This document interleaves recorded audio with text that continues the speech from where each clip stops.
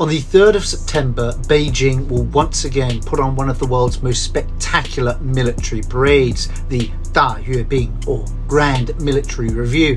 To many, it's just a display of tanks and missiles, but behind the spectacle lies a much deeper story about China's history, its politics, its ambitions, and the message it wants to send the world. This is not just a parade, it's a carefully engineered performance of power. And if you look closely, you'll see it tells us as much about China's future as it does about its past. Do these military parades, do these sort of show of strength, do they escalate tensions? Or can they perhaps be a great equalizer? You know, if China shows how strong it is, does that deter other people from perhaps picking a fight with China? Or does by China showing how strong they are, does that escalate things? Oh, China are that strong, we need to invest in our military. It's a difficult one. The first parade in 1949 was Mao declaring the PRC's birth, and he did that with Soviet-supplied tanks. By the 1980s, Deng Xiaoping reduced parades, focusing on economic reform, but they came back in the 1990s and the 2000s, growing in size as China's economy boomed. These parades have always reflected China's confidence. When the country was weak, they were modest. When China became the world's second largest economy and as confidence grew, they became monumental. Every missile on Tiananmen Square is also a symbol of national transformation, from a country once invaded and humiliated to one that now demands recognition as a global power. One underanalyzed part of the parade is the VIP stand. Who sits there matters almost as much as what rolls down Chang'an Avenue. In 2015, Putin was front and center, signaling a growing Moscow-Beijing axis. South Korea's president attended, balancing ties with China and the US. However, Western leaders largely stayed away, signaling perhaps distrust. So this year, it won't just be about the weapons. It's about who dares to show up and who carefully avoids being seen in Beijing. Attendance becomes a form of silent diplomacy. So sometimes who isn't there is the loudest statement. So let's talk about who's confirmed for this year. So Putin confirmed to attend and most likely seated right beside Xi Jinping. Then who's next? Kim Jong-un, first appearance in years, expected to attend alongside Xi and Putin. Iran's president, I think Belarus's president, Myanmar's president, leaders from the global south and some various regional figures. And then from the west, I think Slovakia's PM, I believe that's Robert Fico, Serbia's president, they've got a great relationship with Serbia, they'll be attending as well. Now, right now, President Modi of India is in China, but I think he's here for the SCO summit, and I don't know, and I don't think he'll be there for the parade. South Korea's president is unlikely to attend this time around. We wouldn't expect him to if Kim Jong-un is there. And of course, they're balancing their ties with China and the US. Who accepts the invitation is really, really important. But also who declines is really, really important. So it's like geopolitical chess. Sitting beside Xi is really like a visual weather vane, and it speaks volume about strategy and free. Military analysts treat the parade like a giant press release. So you had the DF-41 ICBM, the J-20 of course, the stealth fighter, and even hypersonic vehicles. Many of these systems were first shown at these giant parades. But here's the trick. China never fully shows its hand. Some weapons are kept under wraps deliberately. Why? To keep adversaries guessing, to avoid revealing vulnerabilities, and because secrecy itself is power. Think of it as a giant poker game. You know, China shows just enough cards to intimidate, but never reveals its entire deck. Oh, and after the parade, if you see something you like, perhaps Pakistan or another country, well then of course you can put an order in for your favourite military hardware. What's interesting, and I'm not suggesting this would happen, but of course we're now well into the Ukraine-Russia war. A lot of European countries, perhaps even the EU, there's a growing distrust of the relationship with with America and how much dependence there is there. So perhaps we could see European nations looking to China to perhaps buy weapons. How that would then in turn affect the relationship between China and Russia, I'm not sure, but it could happen. Let me know in the comments below whether you think we'll see European nations shopping for some Chinese military hardware. So why stage a massive parade at all? Western critics see it as propaganda, but in China it's far more complicated, nuanced. For ordinary citizens, it's a rare unifying moment. Hundreds of millions watch on TV. It's proof that China has stood up after the humiliations of colonialism. For the party, it's a reminder of legitimacy. The message is, we brought you prosperity, we brought you security, and we are strong enough to defend it. For the military, it's both morale building and loyalty enforcing. The PLA is a party army, not a national army. The parade is as much about pledging allegiance to the Communist Party as it is about national defence. And, crucially, unlike in the West, perhaps in my country, the UK, or even in America, most Chinese people don't complain about the expense. Why? Because the narrative of national revival outweighs questions of costs. Perhaps in Britain, people might see parades as government extravagance, but in China, they're seen as a necessary symbol of dignity. And of course, there is another reason why the parade is held now. Of course, this is the 80th anniversary of the end of World War II in Asia, whereas the Chinese like to think of it as the end of the Japanese invasion of China, the defeat of Japan.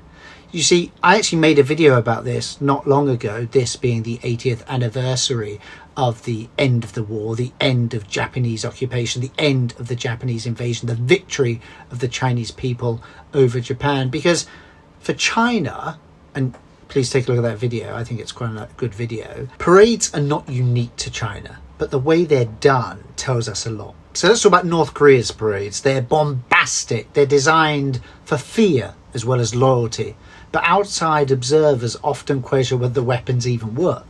Russia's Victory Day parade is a proud tradition, but the war in Ukraine has exposed limits, old tanks, missing aircraft, a reduced scale. Even America in recent years has tried their own parade. I think Donald Trump had a salute to America with tanks and flyovers, but if you compare it to Beijing, it looks, let's be honest, rather underwhelming. There were videos that have come out recently here in China comparing the American parade as more of a gentle jog as opposed to a Chinese march. So why does China succeed where others falter? Well, first of all, the parade is not just a military event. It's also a performance of discipline, precision and unity, traits the party wants the world to associate with China itself. And of course, this country, China, is different from a lot of countries. They, the Chinese people in this country, are excellent at putting on big shows. Do you guys remember the Beijing 2008 Olympics?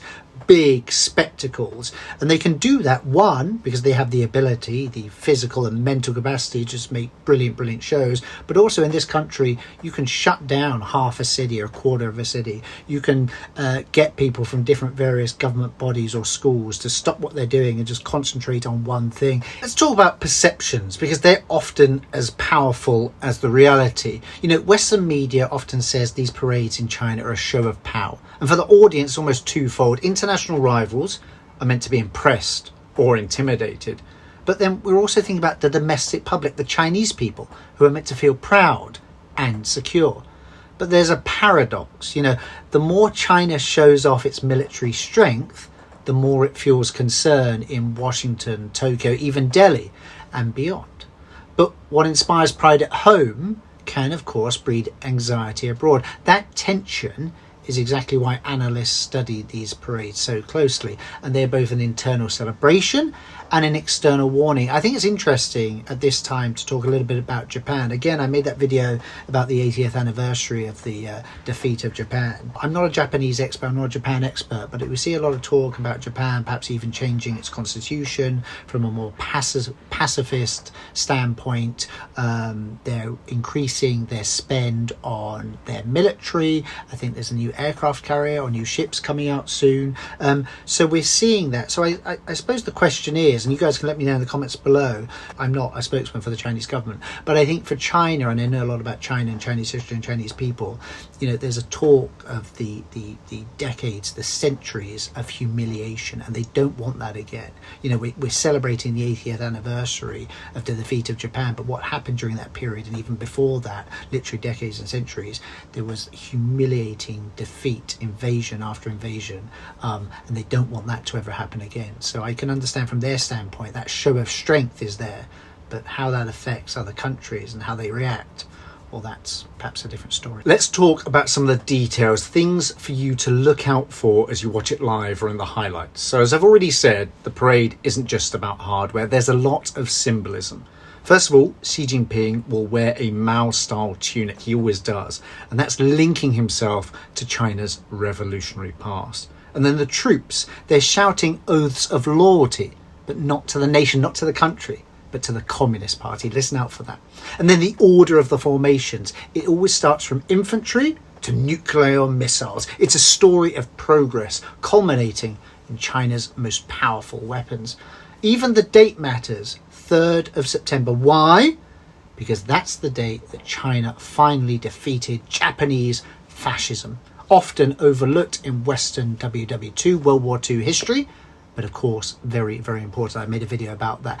All this symbolism is very, very, it's engineered. It's a masterful story, and you can see the details if you know what to look out for. Guys, whether you watch the parade or not, whether you just see the highlights, either before or after the parade, perhaps a few questions we can get sort of thinking about and perhaps get some comments going below.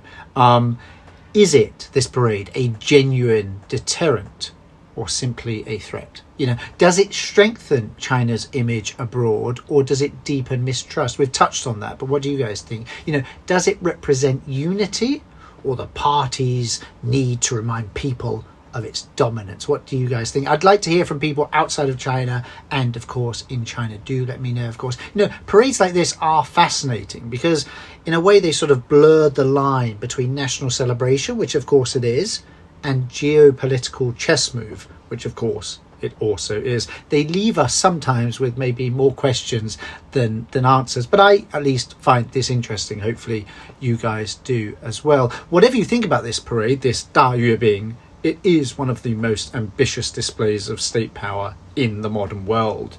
To the Chinese people, it's a monument of pride. You know, probably schools will take a day off, and if they don't take a day off, the school will watch it on TV live.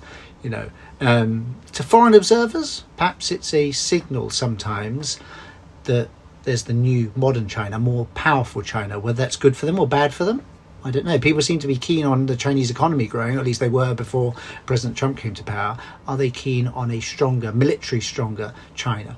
You guys let me know what you think. I think China wants to see itself, or does see itself, one, as a holder, a beacon of the history of the 80 years since the defeat of Japan, but also a monument to modern China as well. A strong countries as an economy, but also a military strong country. I've told you the reasons for that. They've suffered decades and centuries of humiliation. They don't want that to happen again. So that's why they invest so heavily in the military. Guys, thank you very much for watching. I've rambled a little bit at the end, but I just want to get sort of questions I had in my head, sort of reiterate them. Perhaps, as I said, get comments going down below. Let me know what you guys think about this parade, whether you support it, whether you're against it. I think it's a bit more nuanced than that. Hopefully I've explained that in this video. But let me know what you guys think. As ever, this has been Toby. This is Toby's Takeaway. I'm sitting here in China. I will be watching the parade. Perhaps not the whole thing, but all the good highlights I'll certainly watch. Guys, thank you very much for watching. I really do appreciate it. If you haven't already liked and subscribed, please do. But for me, Toby, in China, 再见. Bye-bye.